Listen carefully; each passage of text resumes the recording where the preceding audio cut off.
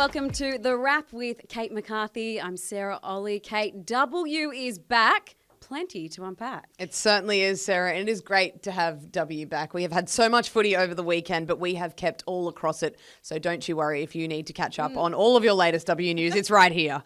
Let's bring up the round one results. It all kicked off on Thursday night. That feels like an eternity ago.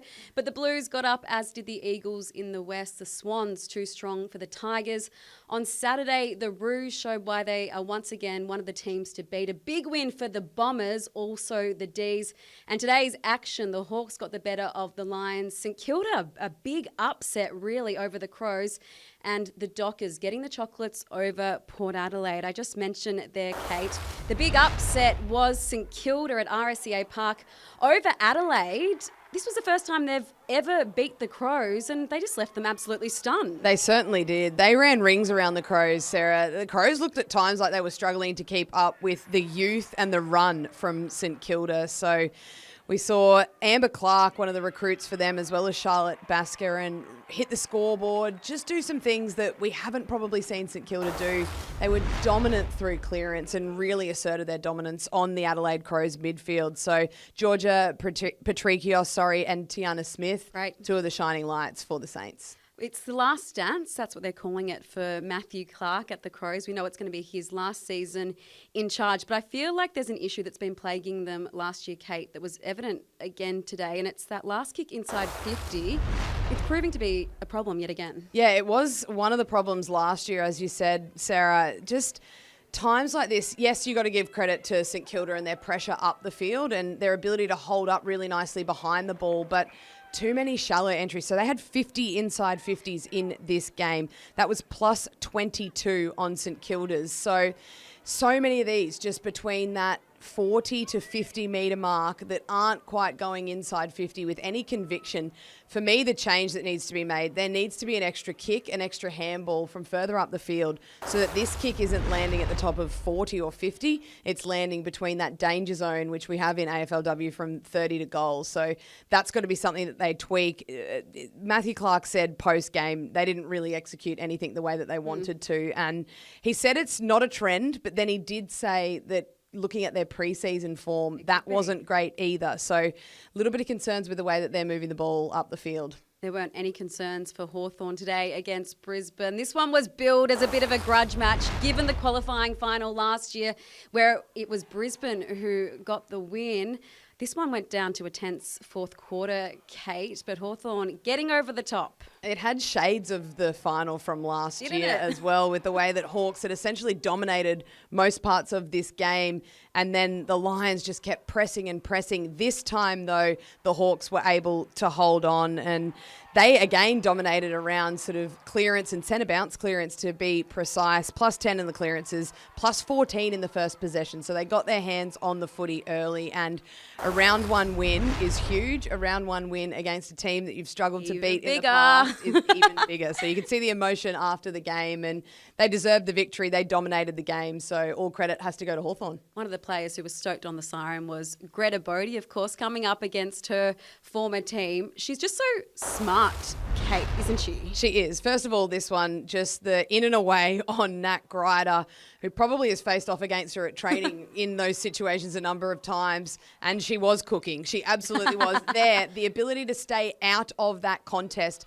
to know that the ball comes, and then the look-away handball, knowing that Anya McDonough is running towards goal. Greta Bod is one of the smartest players and one of the smartest small forwards that we have in the competition. Were you holding your breath at this point when Jazz Fleming, one of the Hawks' young guns, went down with what appeared to be potentially a serious knee injury? She was laying on the grass there for some time, and this looks like it could be quite nasty. Yeah, at first look, I was really concerned, and then you sort of saw she got tangled up with a teammate a little bit, which then we saw the run-throughs on the sideline, and then this was her first impact coming back onto the field. So really still throwing herself at the contest. Finished the game. Did look a little bit sore, though. Daniel Webster said post-match they'll just wait on scans, as most coaches give the updates for. But fingers crossed her getting back out on the field. A big box ticked there. But we know how short the AFLW season is. Yes. So let's cross everything that it's nothing serious for Jazz. One of the features of round one was seeing all the fresh faces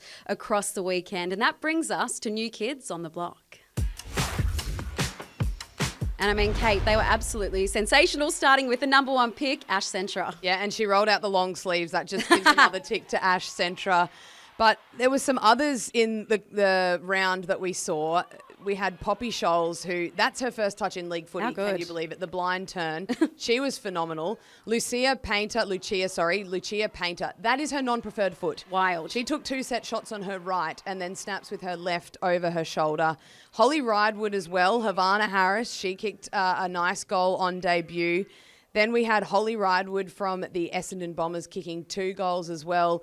All of Essendon's youngsters really popped up in moments of need on Saturday night. And then finally, oh, no, we don't have any more. That was our new kids on the block. But the thing that I want to point out with this is our debutantes this weekend. So we've seen a number rolled out, plenty that could have featured just then, Sarah. But we now have, and we've spoken about it all weekend, we have genuine players that have come through in a whole pathway. So when the first season of AFLW was around, these girls were 8 or 9 and they were watching AFLW athletes on the TV. So they have grown up with a football in their hand, essentially. They've come through all of the pathways, and we are seeing now probably the best set of debutantes we've seen in a first round of football. And there's only going to be more as the season goes on. And the race for the rising star will be the biggest that it has been in AFLW that we've seen, because every single one of those players that we played could be nominated this week, but we have one particular nomination. Well, you said there's more highlights to come, and well, Kate wasn't wrong, because Zippy Fish probably had the debut of the weekend, the young swan who was taken with pick 5 at last year's draft.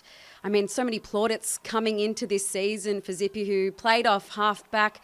She was biting off some big kicks, Kate, and most of the time she was finding a target. Sensational, 26 touches. And the intercept possessions, reading the ball, reading the cues of the kicker, coming forward, taking marks like that. And as you said, some really confident kicks back through the middle of the ground. And you can see all of these players have been given the confidence and the plaudits from their coaches to take those kicks back through the middle.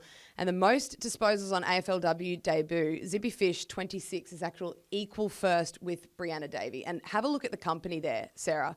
There is some really big names in the AFLW. We've had a couple of best and fairest for the AFLW that have come on that list. Does she get the Rising Star nominee in your eyes in round She 1? does. I think she does this week, but you really couldn't begrudge anyone else being nominated from those group of girls that we've seen. Earlier today, it was the Dockers getting a 22-point win over Port Adelaide, and some players we haven't seen in a while returning with a bang. Kiara Bowers after giving birth to her son Luca, and Ange Stannett returning from that knee injury. It was great to see both players up and about, Kate. Yeah, and we're seeing here Ange Stannett kicking 2 goals on return from that ACL.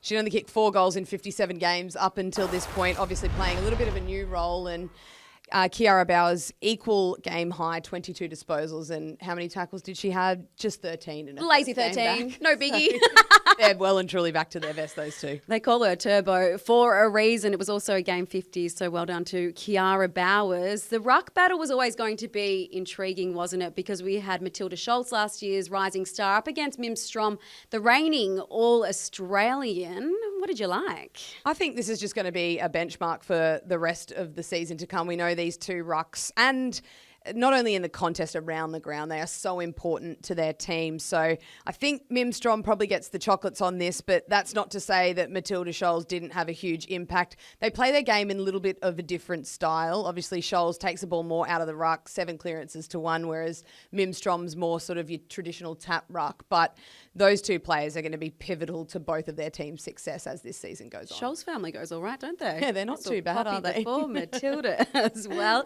Let's get to the D's dominance, though. Over the Dogs in the Hampson Hardeman Cup, they were seriously a cut above their opponents, Mixed Steniers side. And Kate, this was really decisive in the midfield battle. Yeah, and some really good examples here of how dominant Melbourne were through the midfield. So only +8 in the clearances, which isn't a huge number when you think of how dominant their midfield was, but it's the style in which they won their clearances. Clean, out the front, running towards goal, feeding it forward to players that are in sort of really good positions ahead of the ball as well. just so good at knowing when there's an extra handball on offer or when to take it and go like this. Tyler Hanks was phenomenal. She had 29 disposals, 4 of those clearances and a couple of goals to go with it. She was one of the best on ground. Well, speaking of best on ground, we do our pre-season predictions. I mean, usually, Kate, they're made to make us look a little bit silly, but perhaps not when it comes to league best and fairest. We're going to go through ours and make a case for both of them because you had Demon skipper Kate Hoare as your pre-season prediction. I certainly did, and there was a little bit of question as to whether Kate Hoare would play this game. Had a bit of a knock to her knee in the pre-season match, so she spent more time forward than she was probably planning on doing in round 1, but that was to get a bit more of a tank back after missing a little bit of training into this game. She still kicked 3 goals though, had 16 disposals, 4 marks. For me, I think she's going to be one to watch come BNF night for the Melbourne Football Club. I think she's going to be really impactful. Mick Stinia said the more she plays, the more midfield time she'll get. So she will go up to stoppage. She'll play through the midfield, but then she'll also run towards goal and hopefully hit the scoreboard. I'll see you, Kate Hoare, and I'll raise you, Ella Roberts, because the young Eagle was absolutely sensational in the West on Thursday night. She finished in the end with 2 goals, 24 disposals. 11 of those, I think, were in the first term, Kate, where she also kicked the 2 majors. Absolutely set the tone for her side, and she was doing it all across the ground because she's a beautiful mark, as you can see there as well. And at just 20 years old, we know that she polled reasonably well in the league best and fairest last year. I reckon she's going to be there come, what night is it? It's the night before Christmas. The night before Christmas for us. But I reckon those 2 girls are going to poll well. And Ella Roberts, what a start for the Eagles. She's hard to take your eyes off her, isn't she? Daisy Pearce said in the presser heading into the round that if you want to get down and watch some good footy, keep your eye on Ella Roberts. Well, she kicked the first 2 majors of the game. Hard to miss her.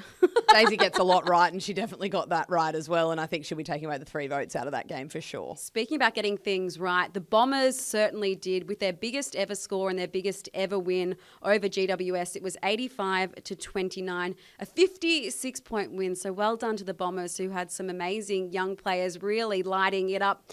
For the Giants, though, a really big, potentially injury concern when it comes to a 4-time best and fairest.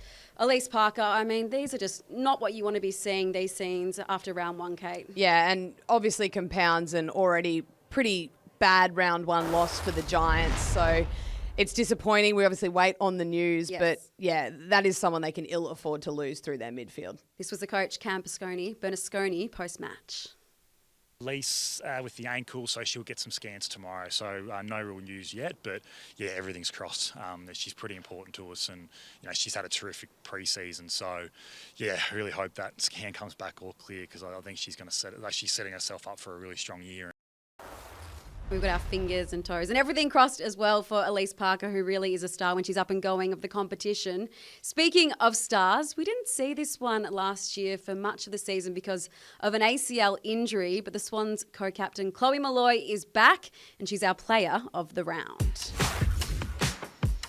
How good, Kate? 4 goals, not bad. Yeah, not bad on your return after you haven't played for essentially 12 months. So Chloe played round 1 last year, set round 1 alight as well, and then came back the 12 months later post-ACL. She was everywhere, hitting the scoreboard. Just such an important player for this Sydney Swans team, and got far up the ground, raced back towards goal, ended up kicking 4 with the 14 disposals as well. She was pretty unstoppable on Friday night. Scott Gowans was pretty bullish of the Swans pre-season. He says he expects them to return to finals. I know it's a small sample size, but what do you think? Yeah, I was impressed by them. Yeah. Absolutely. I think their ability to get the ball in the hands of Montana Ham, someone who also missed a lot of football last year with injury. The addition of Chloe Mallaloy, Zippy Fish as well, but they just have role players as well. They have the big players that stand up in moments, but they have a lot of contributors that probably don't get the plaudits outside of the 4 walls of the Sydney Swans that they deserve. But you can tell that Scott Gowans and the program values each individual player. Now, do you consider yourself a learned lady? Yes, I think so. Me too. That's time for Educate. All right. Well, each week we're going to look at some of the clips that maybe were great, maybe weren't so good. And we're going to go back to this at Geelong and North Melbourne. And when you're coming up against the reigning premiers, Sarah, you have to make the most of your moments. did not take their chances in the third term. They're two of the behinds. They actually had two other opportunities that went out on the full. So they dominated the third term, couldn't put the score on the board. But then I want to go back to Thursday night, the season opener, and Carlton. Matthew Buck has been very open and honest on the ability of them to want to move the ball quicker. And have a look at how bold and brave some of this ball movement is. So taking kicks back through the corridor, handballs forward. It's not perfect, but it doesn't have to be perfect when you're going quickly. Again, just willing the ball forward, getting it on, getting it to a player in a better position, and then this happens as a result. They get out the back, they kick a goal, and then we have another look here, further in the game, moving the ball on nice and quickly. Handball receives, handball forwards, and then you can tell it's a clear directive. Handball received again, but own the outside so that the kick for the player further up the ground is in a better position to receive the footy. Playing on at will, getting it forward. I loved what I saw from Carlton, and it's clear that, as Matthew Buck has said, they want to move the ball quickly. They want to play an attacking brand of football. That is the kind of football that we want to see. Absolutely, it is. We also saw Ash Centra. We showed that clip a little bit earlier. The big mark and goal on debut. The number one pick. But she's really set the tone, Kate, in kind of another way, because across the weekend we saw all these players trying to emulate the Centra bounce. Not everyone was as good as Ash, but it was fun to see. It really was contagious. The reach is far and wide for Ash Centra. You got the head coach of the Hawthorn Football Nick Club. Dacos can't even do it. He can't do it, so just leave it to Ash, Nick. Neither can... Oh, Darcy Cameron's a fairly good attempt from a big man. Yeah, but not bad. she set the agenda for the entire weekend, Do you really. reckon you can do it? I'll give it a go. Yeah. I probably can't. No. People commented that I had enough trouble bouncing the ball, so maybe not through the legs. I'll tell you what you can do. You can talk. So this has been The Wrap with Kate McCarthy. We'll see you again next week.